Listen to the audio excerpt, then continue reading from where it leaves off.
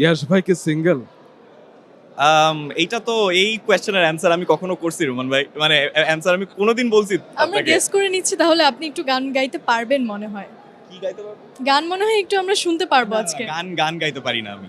আমরা এখন গেস্ট হিসেবে পেয়ে গিয়েছি আমাদের এই জেনারেশনের সবচেয়ে পপুলার অ্যান্ড সবচেয়ে most loving actor. Yash Rohan, Yash Rohan, Yash Rohan. মেয়েদের কেমন আছেন? হার্ট থ্রব বলবো, আর ছেলে কি বলবো, ইন্সপিরেশন। আর মেয়েদের হার্ট থ্রব হওয়ার কারণে ছেলেদের শত্রু।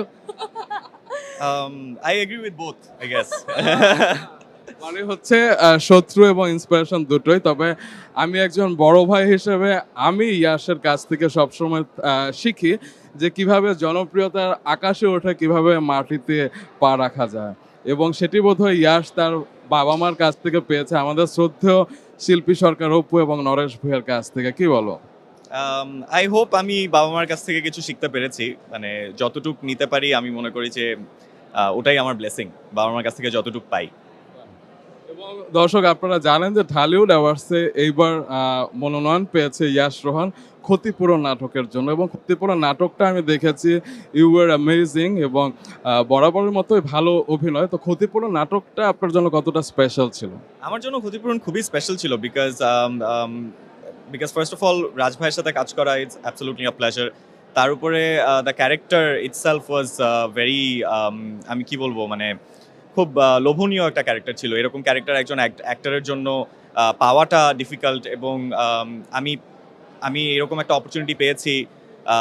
সো আমি ক্ষতিপূরণের টিমের সবাইকে থ্যাংক ইউ দিতে চাই, এবং এই নমিনেশনটা শুধু আমার না, এটা পুরো সিনেমাওয়ালা টিমের। অবশ্যই অবশ্যই। এবং টুইং কিন্তু আপনি আসার আগে আমাকে একটা কানে কানে প্রশ্ন করছিল, আচ্ছা ইয়াশ ভাই কি সিঙ্গেল? এইটা তো এই কোয়েশ্চেনের অ্যান্সার আমি কখনো করছি রুমান ভাই, মানে অ্যান্সার আমি কোনোদিন বলছি আমরা আপনাকে? গেস করে নিচ্ছি, তাহলে আপনি একটু গান গাইতে পারবেন মনে হয়। কি গাইতে পারবো? গান মনে হয় একটু আমরা শুনতে পারবো আজকে। গান গান গাইতে পারি না আমি, একদম পারি না। তাহলে আমি আপনাকে জটিল প্রশ্ন করি। রুমান ভাই তো অনেক সুন্দর সুন্দর প্রশ্ন করলো। এই ইন্ডাস্ট্রিতে আপনি বেশ কিছু বছর ধরে কাজ করছেন, অনেক সুন্দর সুন্দর কাজে আমাদেরকে উপহার দিয়েছেন।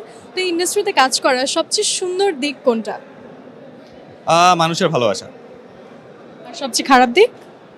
আম, আমি দেখছি না এখনো। আমার মনে হয় টুইং শুনতে চাইছিল যে টুইংকের সাথে কাজ না করাটাই খারাপ এক্স্যাক্টলি, দিক এখন এটাই আমি পর্যন্ত। আশা করছিলাম। অনেক অনেক ধন্যবাদ Thank you. ইয়াশ, Thank খুব you ভালো so লাগছে, much. অনেকদিন পর দেখা হলো। Thank you so much, thank you, thank you.